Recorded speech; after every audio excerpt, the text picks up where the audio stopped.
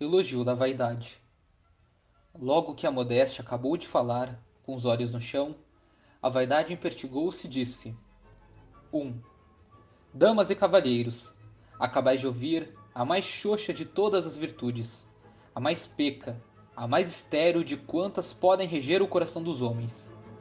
E ides ouvir a mais sublime delas, a mais fecunda, a mais sensível, a que pode dar a mais cópia de ventura sem contraste, mas realidade a primeira das virtudes, que sua vaidade, classificada entre os vícios por alguns retóricos de profissão, mas a realidade a primeira das virtudes. Não olheis para este gorro de guizos, nem para este punhos carregados de braceletes, nem para essas cores variegadas com que me adorno. Não olheis, digo eu, se tendes o preconceito da modéstia. Mas se não tendes, reparai bem que estes guizos e tudo mais, longe de ser uma casca ilusória e vã, são a mesma polpa do fruto da sabedoria. E reparai mais, que vos chamo a todos, sem os biocos e meneios daquela senhora, minha mana e minha rival. Digo a todos, porque a todos cobiço, ou sejais formosos como Paris, ou feios como Tercides, gordos como Pança, magros como Quixote, varões e mulheres, grandes e pequenos, verdes e maduros, todos os que compondes este mundo. E a vez de compor o outro, a todos falo, como a galinha fala aos seus pintinhos, quando os convoca à refeição, a saber, com interesse, com graça, com amor, porque nenhum ou raro poderá afirmar que eu não tenho alcançado ou consolado. 2. Onde é que eu não entro? Onde é que eu não mando alguma coisa? Vou do salão do rico ao albergue do pobre, do palácio ao cortiço, da cena fina e roçagante ao algodão escasso e grosseiro. Faço exceções, é certo, infelizmente, mas em geral, tu que possuis, busca-me no encontro da tua otomana, entre as porcelanas da tua baixela, na portinhola da tua carruagem. Que digo? Busca-me em ti mesmo, nas tuas botas, na tua casaca, no teu bigode. Busca-me no teu próprio coração. Tu, que não possuis nada, perscruta bem as obras das tuas estamenha, os excessos da tua velha arca. Lá me acharás, entre dois vermes famintos, ou ali, ou no fundo do teu sapato sem graxa, ou entre os fios da tua grenha sem óleo. Valeria a pena ter, se eu não realçasse os teres? Foi para escondê-lo ou para mostrá-lo, que mandastes vir de tão longe esse vaso opulento? Foi para escondê-lo ou para mostrá-lo, que encomendastes à melhor fábrica o tecido que tivestes? A safira que te arreia? A carruagem que te leva? Foi para escondê-lo ou para mostrá-lo, que ordenastes esse festim babilônico e pediste ao pomar os melhores vinhos? E tu, que nada tens, por que aplicas o salário de uma semana ao jantar de uma hora, senão porque eu te possuo e te digo que alguma coisa deves parecer melhor do que és na realidade? Porque levas ao teu casamento um coche, tão rico e tão caro, como o do teu vizinho, opulento, quando podias ir à igreja com teus pés? Por que compras essas joias e esse chapéu? Por que talha o teu vestido pelo padrão mais rebuscado?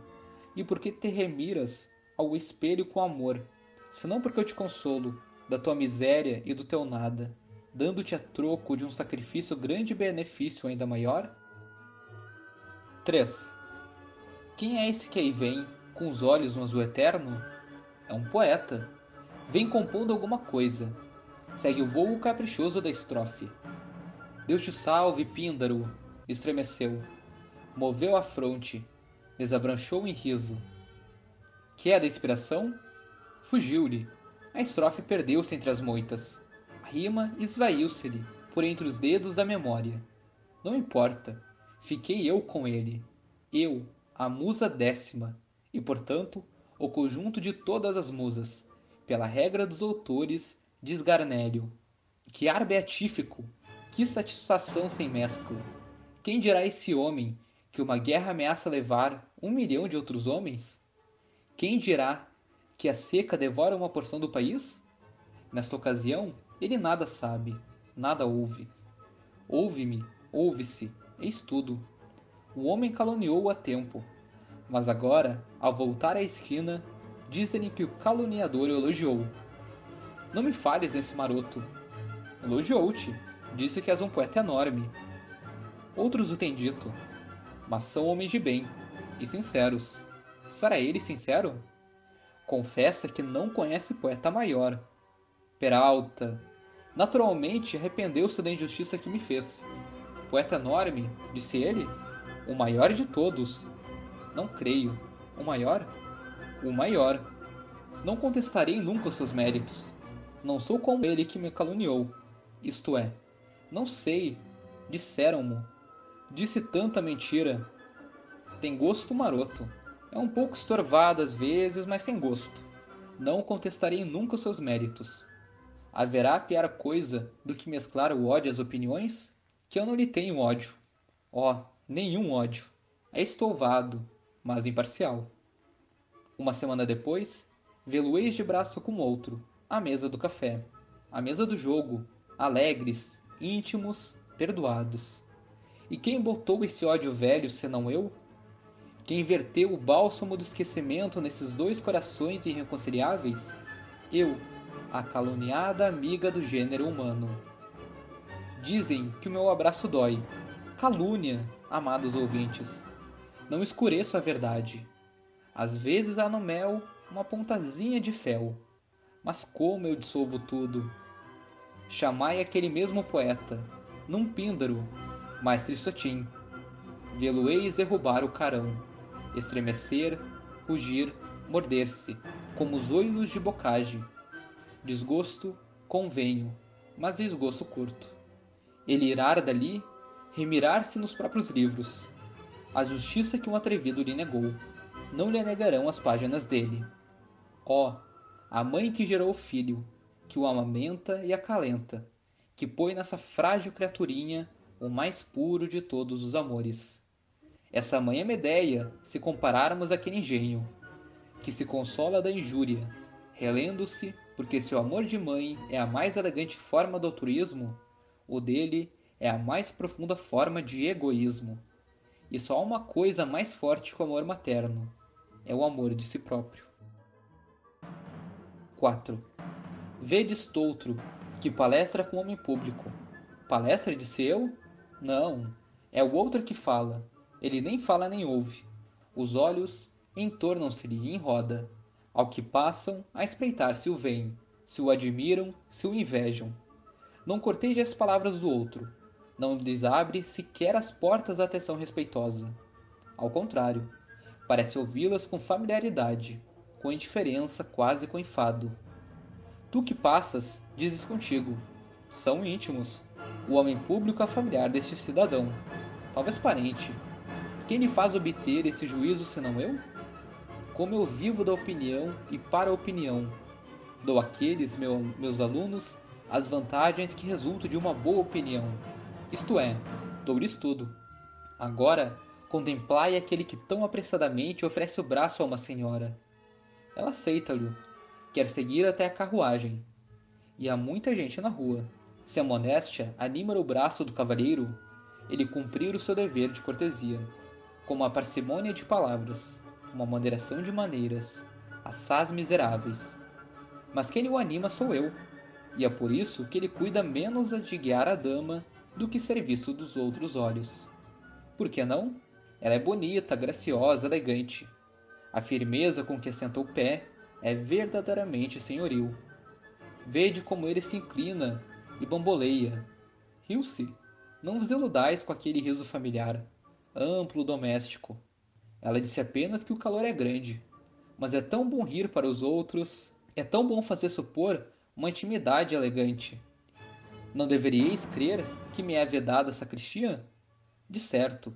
E contudo, acho meio de lá penetrar, uma vez ou outra às escondidas, até as meias roxas daquela grave dignidade, a ponto de lhe fazer esquecer as glórias do céu, pelas vanglórias da terra. Verto-lhe o meu óleo no coração, e ela sente-se melhor, mais excelsa, mais sublime do que esse outro ministro subalterno do altar, que ali vai queimar o puro incenso da fé. Por que não há de ser assim, Se agora mesmo penetrou no santuário esta garrida matrona, ataviada das mais melhores fitas, para vir falar ao seu Criador? Que farfalhar, que voltear de cabeças. A antífona continua, a música não cessa, mas a matrona suplantou Jesus na atenção dos ouvintes. Ei-la que dobra as curvas, abre o livro, compõe as rendas, murmura a oração, acomoda o leque. Traz no coração duas flores, a fé e eu. A celeste colheu-a no catecismo, que lhe deram aos 10 anos. A terrestre colheu-a no espelho, que lhe deram aos 8. São os seus 2 testamentos, e eu sou mais antigo. 5. Mas eu perderia o tempo se me detivesse a mostrar, um por um, todos os meus súditos. Perderia o tempo e o latim, omnia vanitas. Para que citá-los, arroiá-los, se quase toda a terra me pertence? E digo quase, porque não há negar que há tristezas na terra, e onde há tristezas, aí governa minha irmã bastarda, aquela que ali vedes com os olhos no chão. Mas a alegria sobrepuja o enfado, e a alegria sou eu. Deus dá um anjo guardador a cada homem, a natureza dá-lhe outro, e esse outro não é nem mais nem menos esta vossa criada, que recebe o homem no berço para deixá-lo sobre a cova. Que digo, na eternidade, porque o arranco final da modéstia, que aí lês neste testamento, essa recomendação de ser velada ao chão por 4 mendigos, essa cláusula sou eu quem inspiro e dito. Última e genuína vitória do meu poder, que é imitar os meneios da outra. Ó, a outra, que tem ela feito no mundo que vale a pena de ser citado? Foram as suas mãos que carregaram as pedras das pirâmides? Foi a sua arte que entreteceu os louros de Temístocles, que vale a charrua de seu Censitano ao pé do capelo do meu cardeal de Retz? Virtude de Cenóbios são virtudes? Engenhos de gabinete são engenhos? Traga-me ela uma lista de seus feitos, de seus heróis, de suas obras duradouras. Traga-me e eu a suplantarei, mostrando-lhe que a vida, que a história, que os séculos, nada são sem mim. Não vos deixeis cair na tentação da modéstia, é a virtude dos pecos. Achareis, de certo, algum filósofo que a louve, e pode ser que algum poeta que vos cante. Mas louva-minhas e cantarolas têm existência, e o efeito de flor que a modéstia elegeu para emblema cheira bem, mas morre depressa. Escassa é o prazer que dão, e ao cabo definhareis na soledade. Comigo é outra coisa. Achareis a verdade, algum filósofo que vos talhe na pele, algum frade que vos dirá que eu sou inimiga da boa consciência. Petas, não sou inimiga da consciência, boa ou má. Limito-me a substituí-la, quando a vejo em frangalhos. Se ainda é nova, ponho-lhe diante de um espelho de cristal, vidro de aumento. Se vos parece preferível, o narcótico da modéstia dize-o, mas ficais certos de que excluirei do mundo o fervor, a alegria, a fraternidade. Ora, pois, cuido haver mostrado o que sou e o que ela é. E nisso mesmo revelei a minha sinceridade, porque disse tudo, sem vexame nem reserva. Fiz o meu próprio elogio, que é vitupério, segundo um antigo rifão, mas eu não faço caso de rifões. Vistes que sou a mãe da vida e do contentamento, o vínculo da sociabilidade, o conforto, o vigor, a ventura dos homens. Alço a uns, realça a outros, e a todos amo. E quem é isto é tudo, e não se deixa vencer de quem não é nada. E reparai, que nenhum grande vício se encobriu ainda comigo. Ao contrário, quando o Tartufo entra em casa de órgão, dá um lenço à Dorina para que cubra os seios. A modéstia serve de conduta a seus intentos. E por que não seria assim, se ela ali está em olhos baixos, rosto caído, boca taciturna? Poderíeis afirmar que é Virgínia e não Locusta? Pode ser uma ou outra, porque ninguém lhe vê o coração. Mas comigo? Quem se pode enganar com este riso franco, irradiação do meu próprio ser, com essa face jovial, este rosto satisfeito, que um quase nada obumbra, que outro quase nada ilumina, estes olhos que não se escondem, que não esgueiram por entre as pálpebras, mas fitam serenamente o sol e as estrelas? 6. O que? Credes que não é assim? Querem ver que perdi toda a minha retórica e que ao cabo da pregação deixe um auditório de relapsos? Céus! Dar-se acaso que a minha rival vos arrebatastes outra vez? Todos o dirão ao ver a cara com que me escuta esse cavalheiro, ao ver o desdém do leque daquela matrona. Uma levanta os ombros, outro ri de escárnio. Vejo ali um rapaz a fazer-me figas. Outro abana tristemente a cabeça. E todas as pálpebras parecem baixar, movidas por um sentimento único. Percebo, percebo. Tendes a volúpia suprema da vaidade, que é a vaidade da modéstia.